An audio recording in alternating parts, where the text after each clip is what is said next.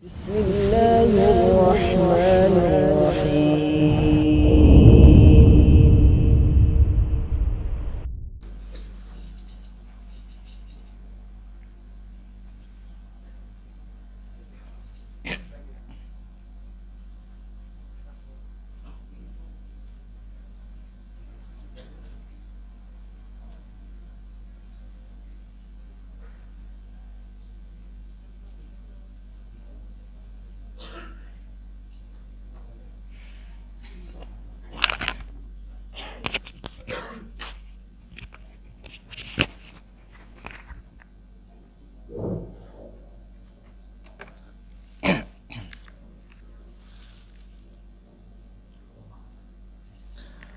Assalamualaikum warahmatullahi wabarakatuh.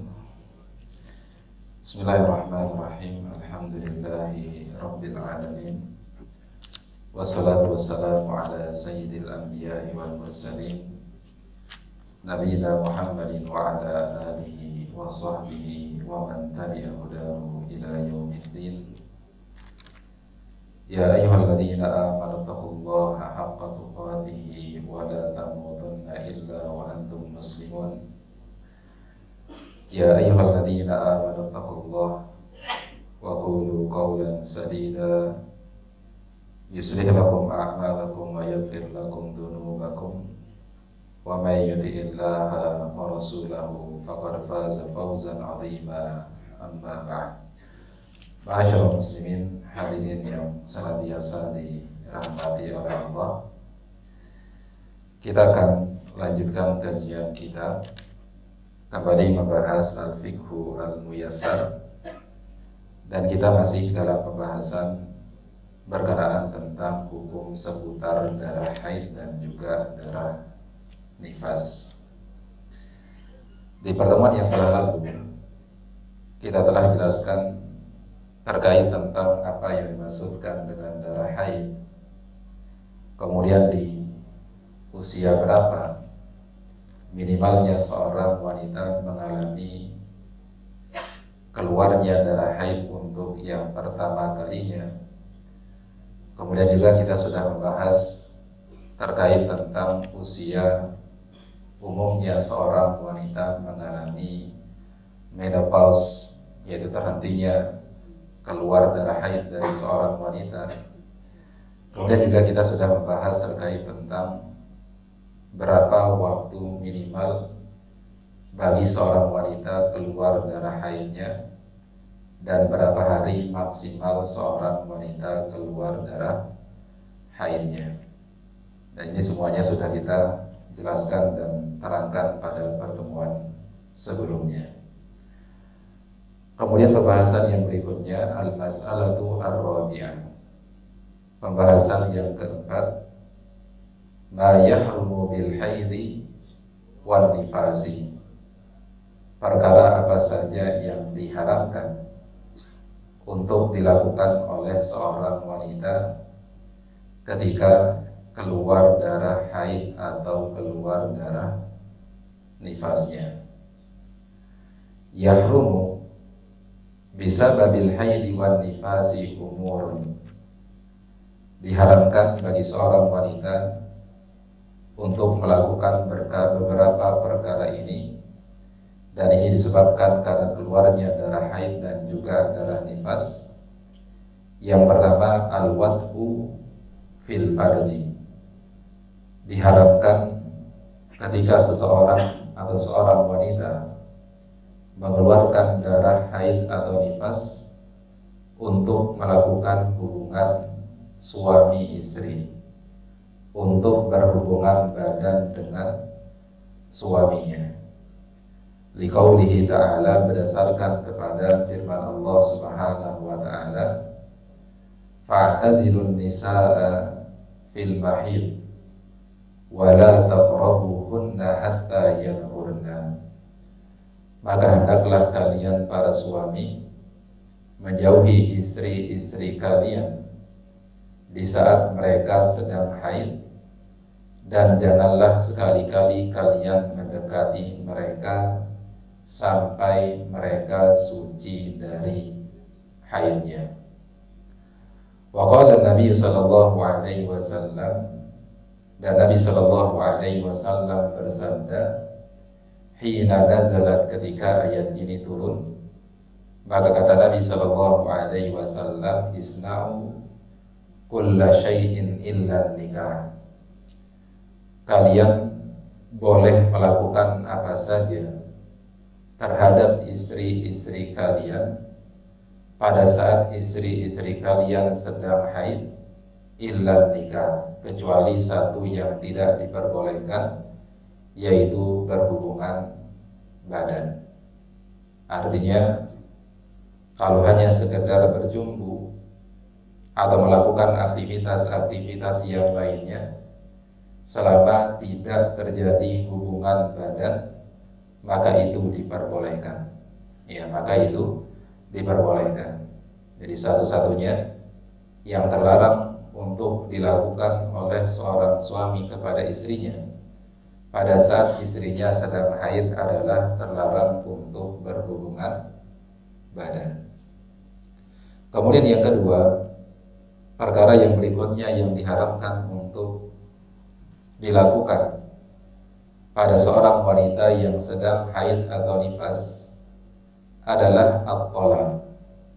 Terlarang bagi seorang laki-laki untuk mentalak istrinya, ya, untuk mentalak istrinya di saat istrinya sedang haid atau nifas. Liqaulihi ta'ala, berdasarkan kepada firman Allah Subhanahu wa ta'ala, fatalliquhunna li'iddatihinna, dan hendaklah kalian para suami pada saat akan mentalak istri-istri kalian, maka pastikan talak istri-istri kalian di saat mereka sedang dalam kondisi suci. Wa qauluhu sallallahu alaihi wasallam li Umar lamma tallaqa ibnuhu Abdullah imra'atahu fil haid, dan juga berdasarkan kepada apa yang diperintahkan oleh Rasul sallallahu alaihi wasallam kepada Umar bin Khattab radhiyallahu taala anhu, ketika putra dari Umar bin Khattab yang bernama Abdullah bin Umar mentalak istrinya di saat istrinya sedang haid, maka Nabi sallallahu alaihi wasallam perintahkan kepada Umar, murhu falyuraji'ha, hendaklah engkau perintahkan anakmu untuk segera merujuk istrinya, untuk segera merujuk istrinya. Dari apa yang disampaikan oleh Nabi sallallahu alaihi wasallam di sini, Nabi ketika perintahkan kepada Umar agar anaknya merujuk istrinya yang tadi dia talak dalam kondisi haid, ini kata para ulama menunjukkan bahwasanya seorang suami apabila mentalak istrinya di saat istrinya sedang haid, maka talaknya tetap jatuh. Talaknya tetap jatuh. Hanya saja talak yang dia lakukan dalam kondisi yang seperti itu tergolong sebagai talak yang diharamkan, yang kalau dilakukan oleh seorang laki-laki maka artinya dia jatuh dalam perbuatan dosa kepada Allah, ya, perbuatan dosa kepada Allah. Tapi talaknya tetap sah. Ini sama seperti seseorang yang melakukan transaksi jual beli, padahal khotib sudah naik ke atas mimbar di hari Jumat. Kalau ada seorang laki-laki yang di waktu seperti itu dia justru melakukan transaksi jual beli, maka transaksi jual beli yang dia lakukan tetap dianggap sebagai transaksi yang sah. Hanya saja dia berdosa. Kenapa dia berdosa? Karena dia melakukan transaksi di waktu-waktu yang terlarang, di waktu-waktu yang diharamkan oleh Allah Azza wa Jalla. Maka demikian pula pada saat seorang laki-laki mentalak istrinya di saat kondisi istrinya sedang haid, maka talaknya tetap sah, akan tetapi sang suami terjatuh dalam perkara dosa dan maksiat kepada Allah Azza wa Jalla. Karena kalau misalkan tidak jatuh talaknya, maka Nabi nggak mungkin akan perintahkan kepada Umar agar membujuk Abdullah bin Umar untuk merujuk istrinya. Nabi katakan murhu fal yuraji'ha, perintahkan kepada Abdullah bin Umar untuk merujuk istrinya. Artinya kalau rujuk berarti sudah jatuh talak sebelumnya. Berarti ketika seorang suami mentalak istrinya dalam kondisi sedang haid, maka tetap talaknya apa? Talaknya sah, talaknya jatuh. Hanya saja apa? Hanya saja haram, hanya saja tidak diperbolehkan. Ini yang kedua yang tidak diperbolehkan bagi seorang wanita pada saat seorang wanita sedang haid, bahwasanya dilarang bagi seorang suami untuk mentalak istrinya dalam kondisi haid. Ya, makanya ini yang pernah kita sampaikan di awal pembahasan, mempelajari masalah haid ini tidak hanya harus dipelajari oleh kaum wanita, oleh seorang muslimah, tapi juga wajib untuk diketahui dan dipelajari oleh seorang laki-laki. Karena ya, hukum-hukum yang berkaitan tentang masalah haid itu tidak hanya kemudian berkaitan dengan para wanita saja, tapi ada sebagian hukum-hukum yang berkaitan tentang wanita yang juga ada kaitannya dengan kaum laki-laki. Yaitu di sini, ya, kapan seorang laki-laki diperbolehkan dan kapan seorang laki-laki tidak diperbolehkan untuk menjatuhkan talak kepada istrinya. Kemudian yang ketiga, di antara perkara yang dilarang atau diharapkan untuk dilakukan oleh seorang wanita pada saat sedang haid atau nifas adalah terlarang baginya untuk as-shalah, untuk mendirikan salat. Liqaulihi sallallahu alaihi wasallam, berdasarkan kepada sabda Nabi sallallahu alaihi wasallam li Fatimah binti Abi Hubeish, ya, berdasarkan kepada sabda Nabi kepada Fatimah binti Hubeish, kata Nabi sallallahu alaihi wasallam, "Idza aqbalatil haidatu fada'is shalah." Kalau darah haid keluar, maka kata Nabi sallallahu alaihi wasallam, tinggalkanlah salat. Tidak boleh bagi kamu untuk melaksanakan ibadah salat. Ya, tidak boleh bagi kami untuk melakukan ibadah salat. Dan tentunya di sini ada faidah yang besar yang bisa kita ambil, bahwasanya yang namanya ibadah kepada Allah Azza wa Jalla itu berkaitan dengan perintah dari Allah dan Rasulnya Sallallahu Alaihi Wasallam. Kapan saat-saat kemudian kita dibolehkan untuk beribadah dan kapan kemudian kita berada dalam kondisi yang memang tidak dibolehkan untuk beribadah. Sehingga tidak semua pada saat seseorang beribadah kepada Allah Azza wa Jalla lalu otomatis ibadah tersebut adalah ibadah yang baik. Ya, tidak selalu seperti itu. Bahkan di sini seorang wanita kalau kemudian dia melakukan ibadah sholat, bukankah sholat itu adalah ibadah yang mulia? Jawabannya adalah ibadah yang mulia. Tapi di saat kemudian seorang wanita sedang dalam kondisi haid, kalau dia paksakan dirinya untuk sholat, maka bukan dapat pahala, tapi dapat apa? Dapat dosa. Ini artinya bahwasanya seseorang ketika beribadah kepada Allah Azza wa Jalla, maka dia harus memperhatikan rambu-rambunya. Ada aturan-aturan yang ditetapkan oleh syariat. Ada aturan-aturan yang ditetapkan oleh syariat. Maka tidak boleh sekali lagi bagi seorang wanita untuk sholat dalam kondisi dia sedang haid. Kemudian yang keempat, di antara perkara yang diharamkan untuk dilakukan oleh seorang wanita pada saat dalam kondisi haid atau nifas adalah as-shaum, yaitu terlarang bagi seorang wanita untuk berpuasa.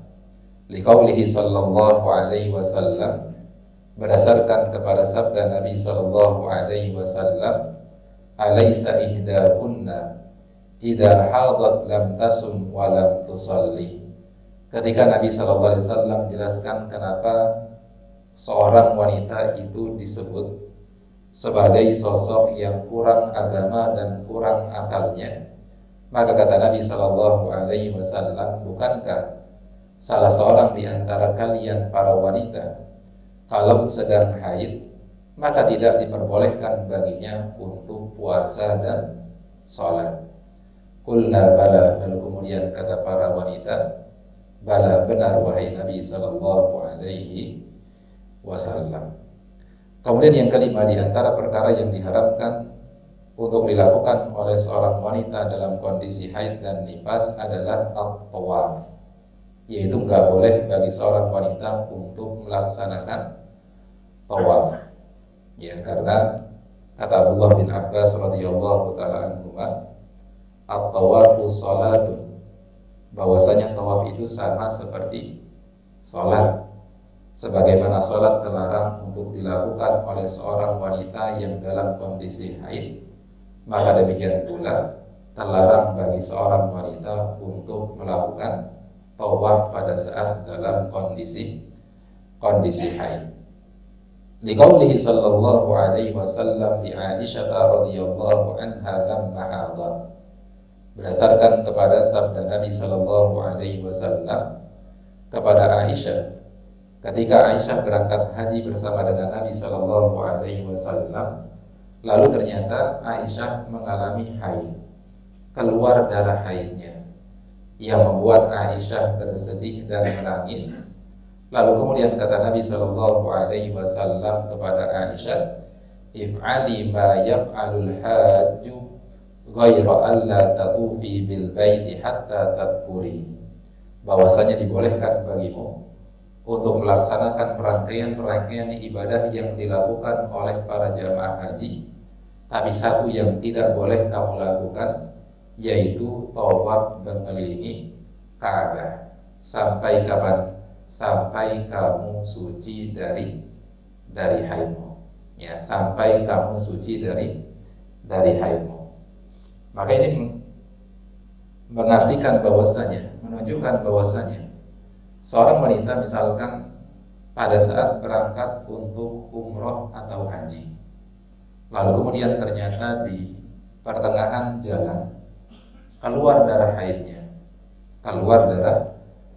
haidnya, sebelum ambil miqat ternyata keluar darah haidnya, maka dalam kondisi yang seperti ini tetap diperbolehkan bagi seorang wanita untuk mengambil miqat, untuk berihram, berdasarkan kepada hadis yang diriwayatkan oleh seorang sahabiat yang bernama Asma binti Umais radhiyallahu taala anha, bahwasanya pada saat beliau berhaji bersama dengan Nabi sallallahu alaihi wasallam dalam kondisi sedang hamil besar, lalu kemudian beliau melahirkan sehingga keluar darah nifas. Maka kemudian kata Asma binti Umais kepada Nabi sallallahu alaihi wasallam, "Kaifa asna ya Rasulullah?" Apa yang harus saya lakukan wahai Nabi sallallahu alaihi wasallam? Maka kata Nabi sallallahu alaihi wasallam, "Iktasili wastanfiri bi thawbin wa ahrimi." Hendaklah engkau mandi, lalu setelah itu engkau kenakan pembalut, kenakan apa? Pembalut. Lalu setelah itu silahkan berihram, silahkan ngambil miqat. Jadi kalau seorang wanita pada saat melaksanakan ibadah umrah, qadarullah ternyata kemudian keluar darah haidnya, maka tetap diperbolehkan baginya untuk mengambil miqat, untuk berihram. Hanya saja nanti pada saat pelaksanaan ibadah umrahnya, maka tentunya dia tunda sampai bersih dan suci. Artinya dia tetap tinggal di hotel dan melakukan hal-hal yang diperbolehkan dan menjauhkan hal-hal yang diharamkan. Lalu kemudian nanti tawafnya dia tunda sampai kapan? Sampai dia suci dari haidnya, sampai dia suci dari haidnya. Kalau ternyata qadarullah di waktu yang telah ditetapkan dia tunggu sampai darah haidnya selesai, tapi ternyata nggak kunjung selesai, padahal di hari tersebut dia harus bertolak ke Madinah atau dia harus kembali ke mana, ke negaranya.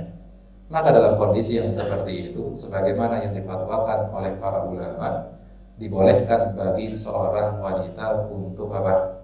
Untuk melaksanakan ibadah tawaf, kemudian sa'i, lalu setelah itu apa? Bertahallul. Kalau memang dalam kondisi yang seperti itu, di mana di waktu di mana dia telah menunggu agar darahnya suci tapi ternyata enggak suci, sedangkan di hari tersebut dia harus meninggalkan kota Makkah, maka dibolehkan bagi seorang wanita untuk apa? Untuk mandi, lalu kemudian pakai pembalut, lalu kemudian setelah itu melaksanakan ibadah-ibadah yang berkaitan tentang ibadah-ibadah umroh.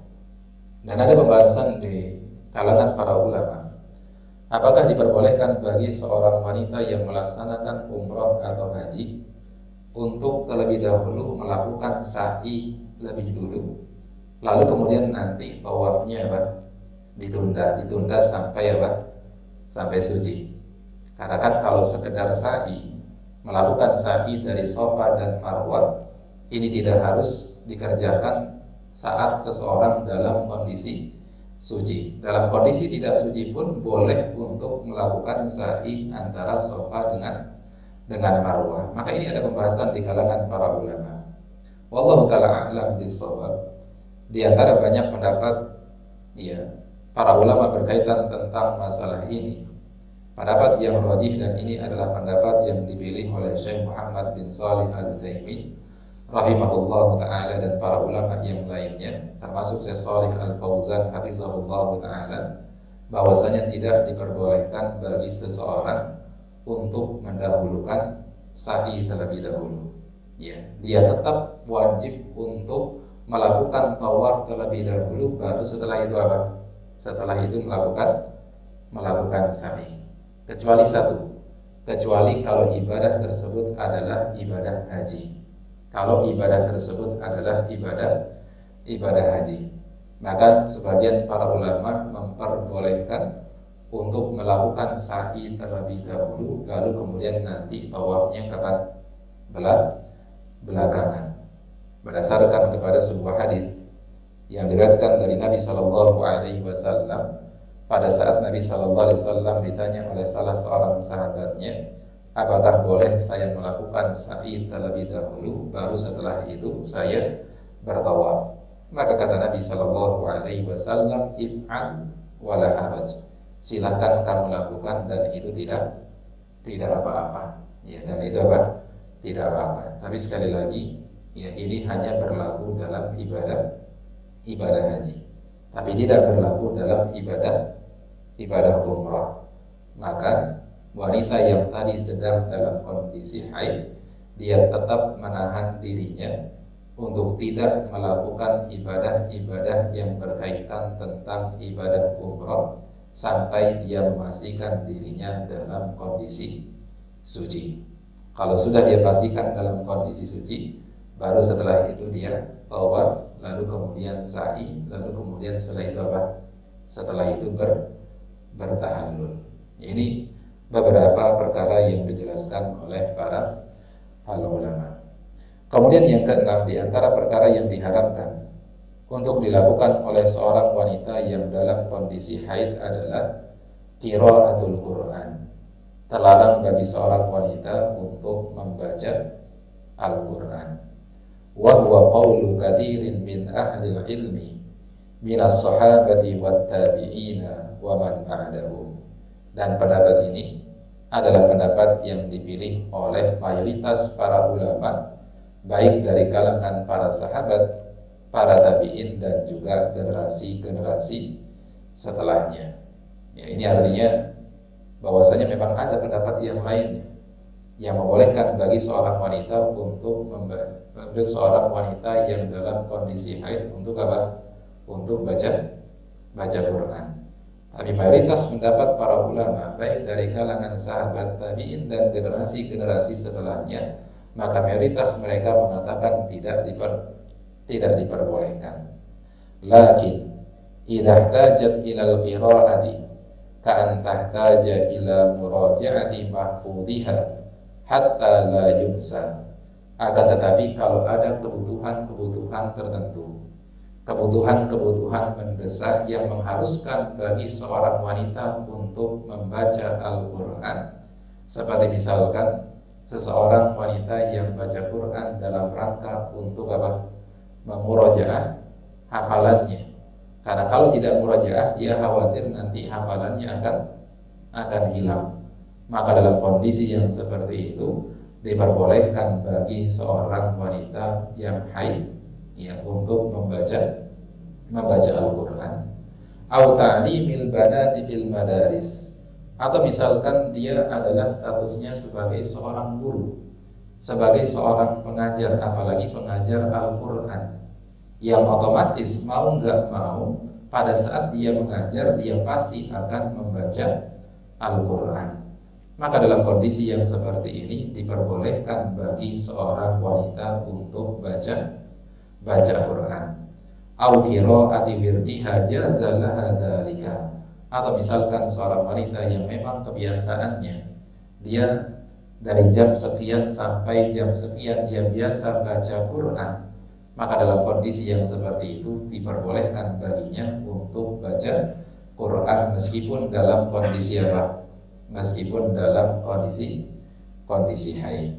Wa illam tahtajja fala tatraha kama qala bihi ba'du ahli ilmi.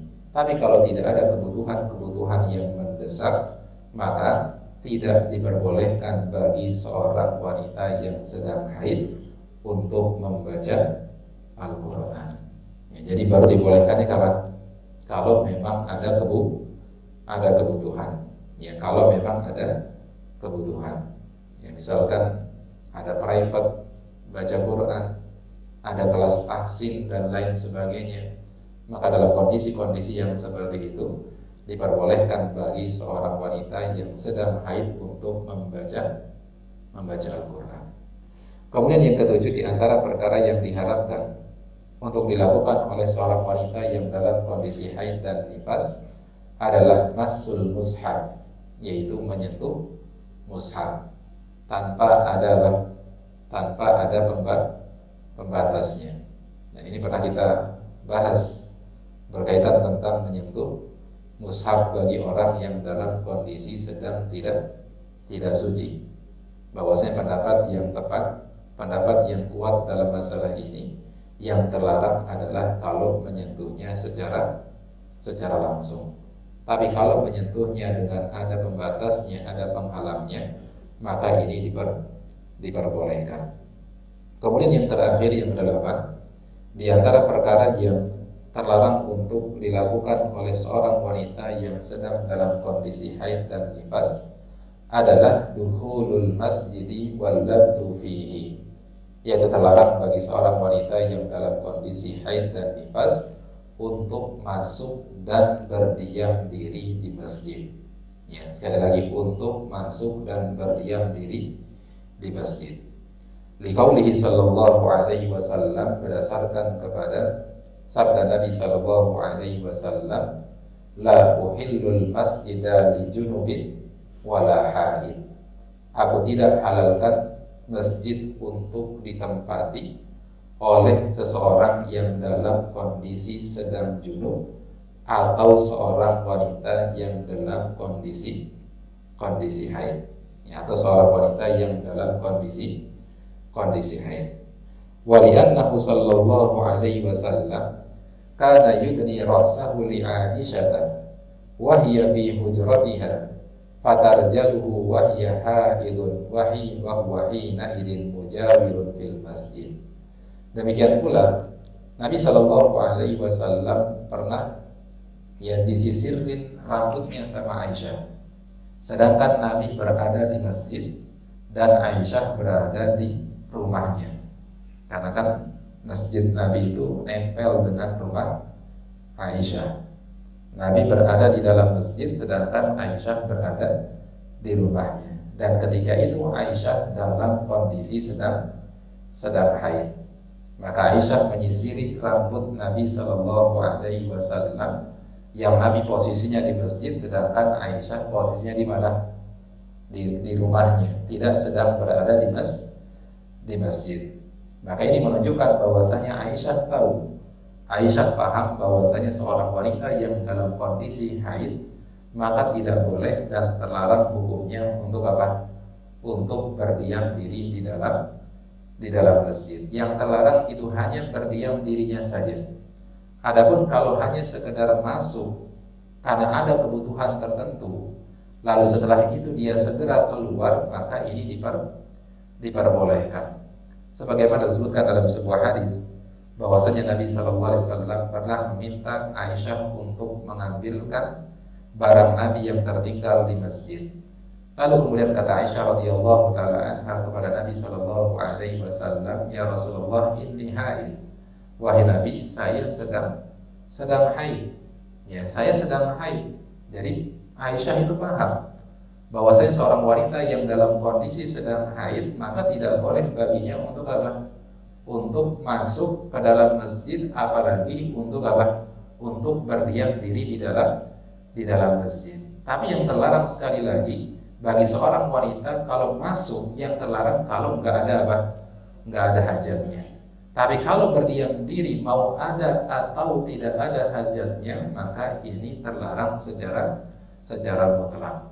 Makanya Nabi SAW kemudian berkata kepada Aisyah radhiyallahu taala anha bahwasanya innal haidha laisa fi yadik, bahwasanya yang haid itu bukan tangan. Kalau kamu kemudian mau masuk masjid ngambil barang, sebatas ngambil barang, maka itu diperbolehkan. Lalu setelah itu segera apa? Segera keluar. Ya, dan tentunya ya permasalahan ini memang ya terjadi perselisihan di antara para ulama. Tapi sekali lagi, pendapat yang rajih dalam masalah ini adalah bahwasanya terlarang bagi seorang wanita yang sedang dalam kondisi haid atau nifas untuk apa? Untuk berdiam diri di dalam masjid. Kalau hanya untuk masuk saja, kalau ada hajatnya maka diperbolehkan. Kalau kemudian ada yang menyanggah, misalkan sanggahannya adalah, bukankah seorang wanita yang dalam kondisi sedang haid, kalau misalkan dia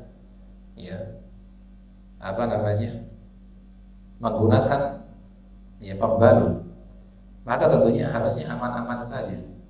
Karena kan yang dikhawatirkan kalau seorang wanita itu berdiam diri di masjid adalah dikhawatirkan darah haidnya akan berceceran di masjid. Bukankah kalau sekarang pakai pembalut harusnya apa? Harusnya aman dan harusnya tetap dibolehkan. Ya ikhwan, yang namanya pembalut itu sudah ada di zaman Nabi Shallallahu Alaihi Wasallam. Makanya perintah Nabi kepada Asma binti Umais tadi, Nabi perintahkan kepada beliau untuk apa? Untuk mandi lalu pakai apa?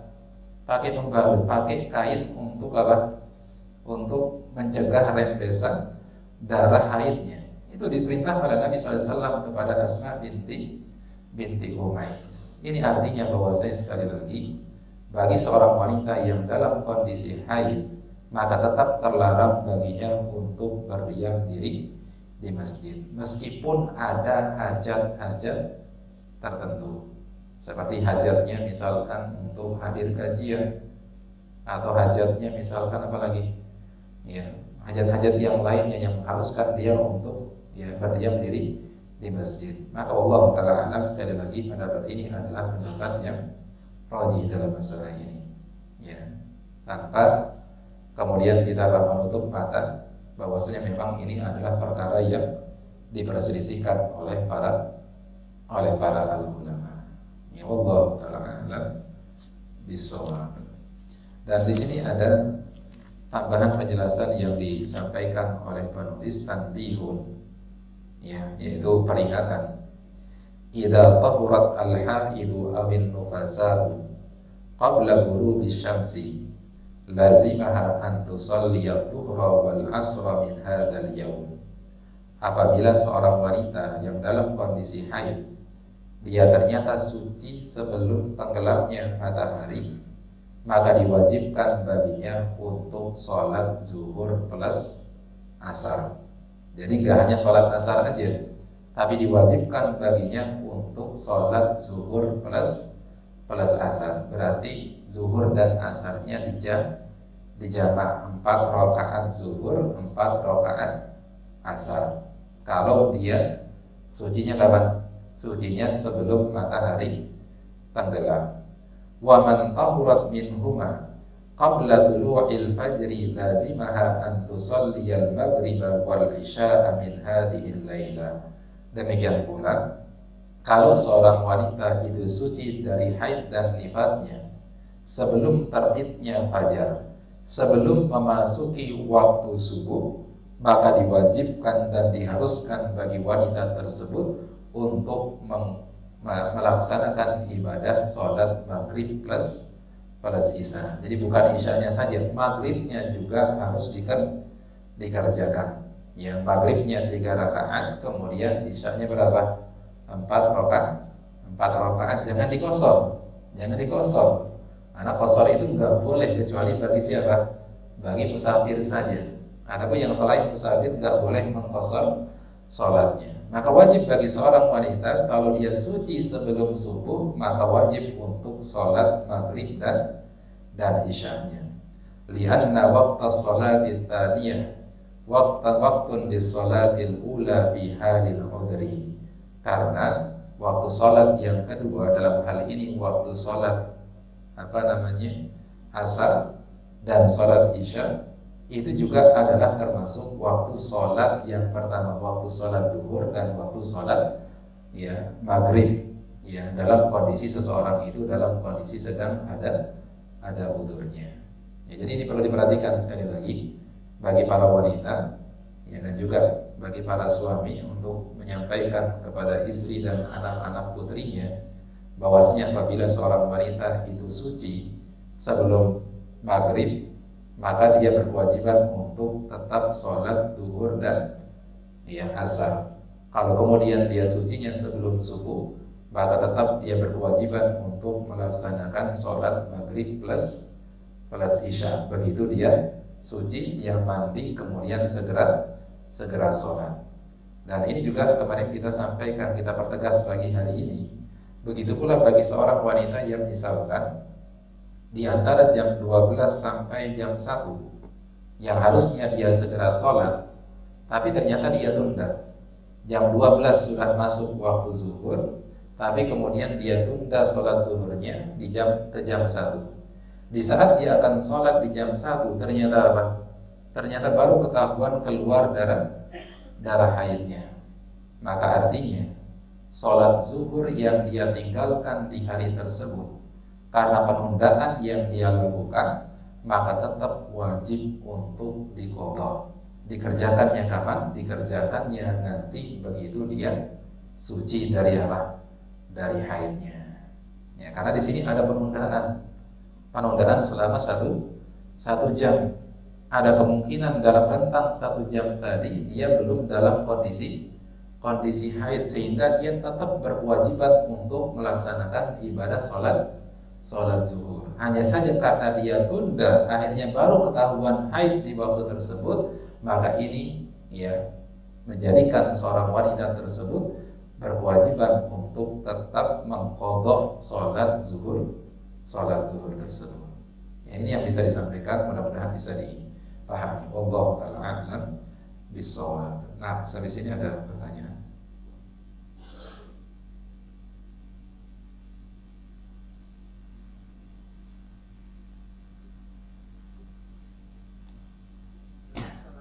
Nah, silakan. Tadi kan ada yang kesulitan masalah yang haid yang dimiskinkan. Karena saya tanya juga salah satu ustaz, ada yang bisa membolehkan media. Nah, sedangkan saya pembahasan ustaz itu dilarang. Itu gimana? Iya, itu memang diperselisihkan sekali lagi. Mungkin beliau lebih condong kepada pendapat yang membolehkan, bahwasanya dibolehkan bagi seorang wanita untuk apa? untuk berdiam diri di masjid selama menggunakan pembalut, selama menggunakan pengaman. Dan itu sah-sah saja kalau kemudian beliau condong kepada pendapat tersebut. Tapi saya secara pribadi, wallahu ta'ala alam, setelah melihat dalil-dalil yang ada, baik dalil-dalil yang melarang atau yang membolehkan, wallahu a'lam, saya lebih condong kepada pendapat yang apa? Yang melarang. Karena hikmah daripada seorang wanita itu kenapa dilarang untuk apa? Untuk berdiam diri di masjid dalam kondisi haid, itu memang hikmahnya agar kemudian darahnya apa? Tidak berjajaran, tidak berjajaran di lantai masjid. Itu hikmahnya. Tapi yang namanya hukum itu tidak berkenaan dengan hikmah, tapi hukum itu berkenaan dengan apa? Dengan sebab. Kenapa sebabnya seorang wanita itu dilarang untuk berdiam diri di masjid? Sebabnya karena dia dalam kondisi haid. Ya, sedangkan hikmahnya agar darahnya tidak apa? Berjajaran. Tapi sekali lagi, hukum itu tidak berkenaan dengan hikmah, tapi dia berkenaan dengan apa? Dengan sebab. Paham nggak maksudnya apa? Sama seperti musafir.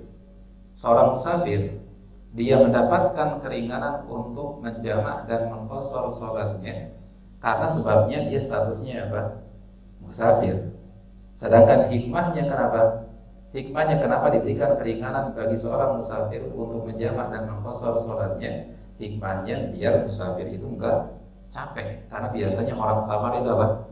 Capek.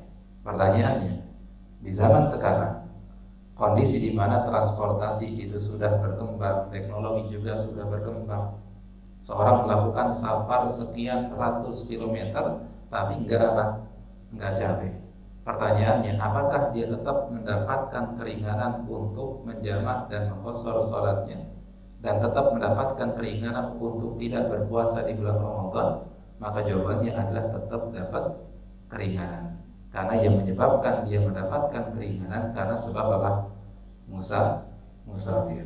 Ya, jadi ini alasan sekali lagi yang saya secara pribadi lebih condong kepada pendapat sebagaimana disampaikan penulis di sini, bahwasanya terlarang bagi seorang wanita yang dalam kondisi haid untuk berdiam diri di masjid. Ya, untuk berdiam diri di masjid. Dan alhamdulillah sekarang ya beberapa masjid memberikan keluasaan. Artinya ya, kalau seorang wanita pengen kajian, gak harus kajian di mana? Di masjid, gak harus masuk ke dalam masjid. Kadang disediakan area di luar masjid. Ya, terutama bagi ya ibu-ibu yang bawa anak-anak atau mungkin ibu-ibu yang berhalangan, disiapkan tempatnya di luar masjid. Terlebih lagi sekarang orang bisa kajian di mana saja. Ya, bisa kajian lewat YouTube, live streaming dan lain sebagainya. Sehingga hajat-hajat tersebut ya tidak lagi tergolongkan sebagai hajat yang benar-benar dibutuhkan secara mendesak, karena ada alternatif yang lainnya. Jadi seperti itu, Pak. Wallahu a'lam. Ya, jadi kalau misalkan ada yang lebih condong kepada pendapat yang membolehkan, ya silakan. Karena memang ini adalah perkara yang diperselisihkan oleh para ulama, dan dalam perkara-perkara yang di situ diperselisihkan oleh para ulama, maka kita harus berlapang dada untuk menerima perbedaan pendapat. Wallahu a'lam. Baik, ada lagi? Nah, Allah.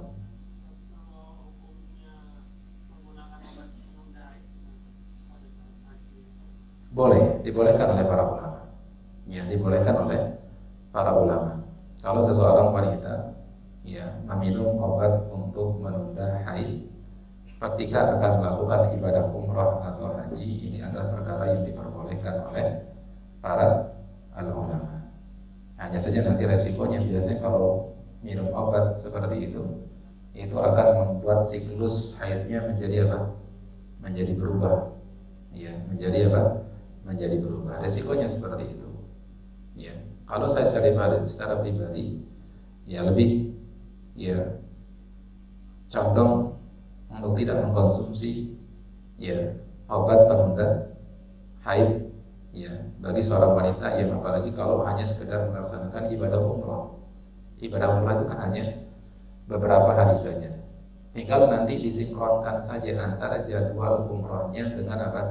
Dengan siklus haidnya. Kalau siklus haidnya biasanya di awal bulan, ya maka pilih apa? Keberangkatan umroh mungkin di pertengahan atau di sepekan atau 10 hari sebelum akhir bulan.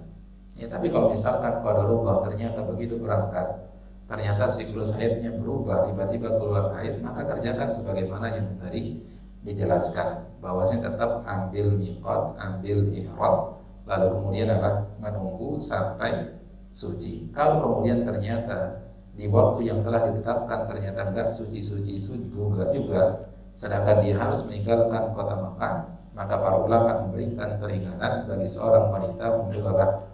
Untuk tawaf, lalu kemudian sa'i dan menyelesaikan ibadah umrahnya. Wallahu a'lam. Baik, cukup. Ini yang bisa disampaikan pada kesempatan siang hari ini. Semoga bermanfaat bagi kita semua. Allah ta'ala a'lam bishawab. Ditutup dengan doa kafaratul majlis. Subhanakallahumma wa bihamdika asyhadu an la ilaha illa anta astaghfiruka wa atubu ilaik. Wa sallallahu ala nabiyyina Muhammadin wa ala alihi wa sahbihi wa sallam. Walhamdulillahi rabbil alamin. Assalamualaikum warahmatullahi wabarakatuh.